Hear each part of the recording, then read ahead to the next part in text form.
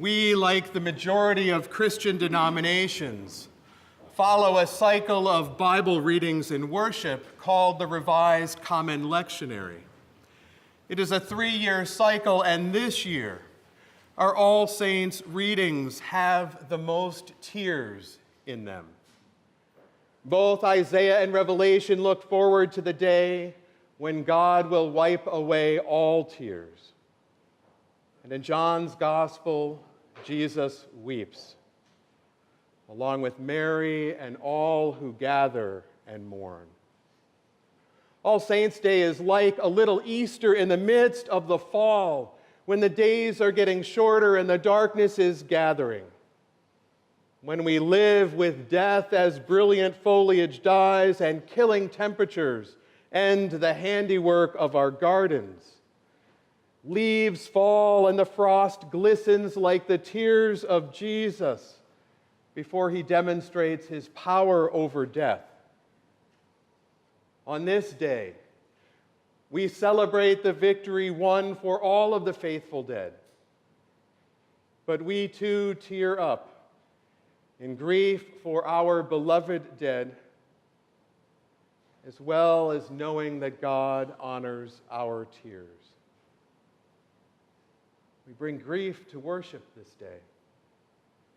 We remember all of those who have died in the past year or years ago. And we grieve for all those who are in pain this day, struggling with the challenges of daily life, or who are actively dying. Tears come to our eyes when we remember the joys and the sorrows that we have shared. Those emotions we are feeling this morning.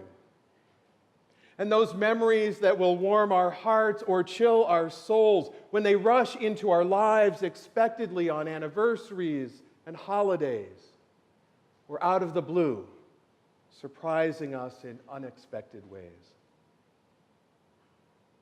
And we bring that grief to the table this day, remembering the foretaste of Isaiah's feast to come. At this table, we gather with a great cloud of witnesses, those who are here today, those who have gone before, and we kneel. We kneel to remember and receive. And we eat and drink in faith and forgiveness, fed for today and tomorrow, and that time with God that never ends when we die, when we too will be raised with the one whom we receive in that foretaste of a feast to come. We bring our grief and our doubt and our fear about our own death. This November feast day, we recall death. And like the death of our growing season here in New Hampshire, where autumn darkness is followed by a long and difficult winter, Jesus' death on the cross, where Good Friday darkness is followed by that long and uncertain Holy Saturday, Jesus shows and tells us that new life burst forth from the stony soil and the rock-hewn tomb in a glorious spring and promised life from the tears of death. And so this All Saints' Day is not only like Easter in the fall, but it is a resurrection day when we remember and honor the living and the dead who all have life in and through Jesus the Christ. The living and the dead. A day and a time of year in the Northern Hemisphere where we give thanks for those people who have been and are the saints in our lives. Ordinary and extraordinary people that have touched and blessed, enriched and shaped our lives for the better. There are, of course, friends and family, mentors and colleagues. They're people that we call on and recall as saints this day. Because saints are people and not perfect. I resonated with a book I recently finished by Nadia Bolz-Weber, a new best-selling book called Accidental Saints: Finding God in All of the Wrong People. She sums up her take this way. She says, "I've come to realize that all the saints I've known have been accidental ones, people who inadvertently stumbled into redemption like they were looking for something else at the time."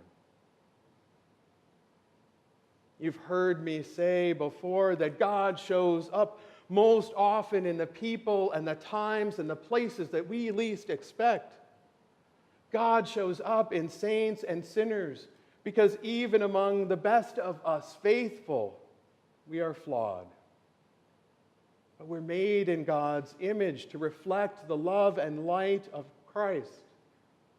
And each one of us can be used as a saint of God to impact someone's life for the better. And most often that impact is profoundly powerful and even surprises us when we share our own struggles and challenges. Bolz-Weber points out that this is it. This is the life we get here on earth. We get to give away what we receive. We get to believe in each other. We get to forgive and be forgiven. We get to love imperfectly. And we may never know what effect it will have for years to come. And all of it is completely worth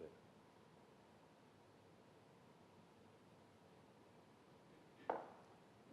This resurrection reflection in the fall that we call All Saints' Day tends to get me teary-eyed and nostalgic about all of the people that have had an impact in my life. I think about how they so freely invested in me and expected nothing in return, reflecting that love and light of Jesus, those who taught and mentored me, those who encouraged and prayed for me. And I'm amazed at how powerfully the lives of these saints have shaped my own. But this week I've also been drawn to those unexpected ones who have wandered in and out of my life and who have changed me in surprising ways. This week I was reminded about a Sunday not unlike today in the fall when the temperatures were dropping and the leaves were swirling. And as I was walking into church from the parking lot, 2 seventh graders named Ryan came running out of the building where we had Sunday school. They said, Mr. P, we need to talk to you. Have you heard Mr. Downing has been transferred to California and we need another confirmation teacher? I said, okay. And we talked about it, and we've decided that you're it. Now, I'm pretty good with young nieces and nephews, and I'm okay with college-age students where I've spent much of my adult life teaching and mentoring. Give me an unexpected pregnancy. Give me some substance abuse. Give me a student failing out of class or a helicopter parent. Give me an adult, and I'm comfortable teaching and learning together. But God help me, 7th graders? They said, there are about a dozen of us. And Mrs. Morsehead's having trouble because 2 of her kids, a son and a daughter, were in the class. And our friend who's been dressed all in black and drawing cartoons about explosions and death, we're kind of worried about him too. Will you teach us? That morning opened up my life by 2 7th grade saints that would lead me here on a long and winding road, deepening my faith and sharing it in ways that I had not planned to share it, quite honestly. You see, sainthood comes not through our own initiative, but through God's.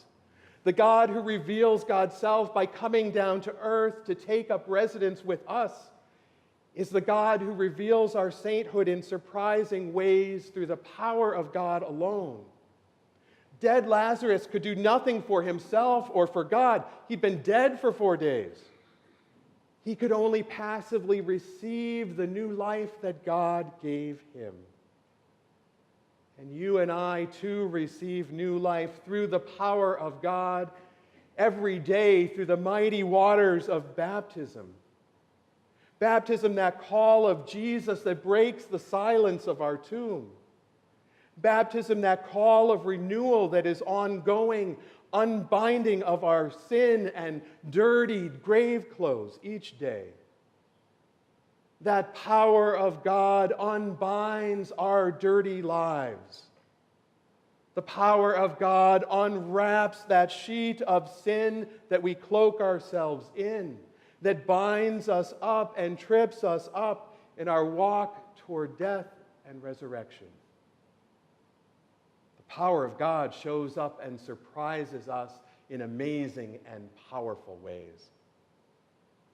And God does this most often through the saints and sinners that he sends into our lives, known and unknown, living and dead, saints we look for, and saints and sinners who unexpectedly show up in powerful and surprising ways.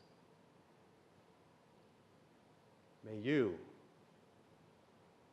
see God through all of the saints and the sinners that Jesus sends your way.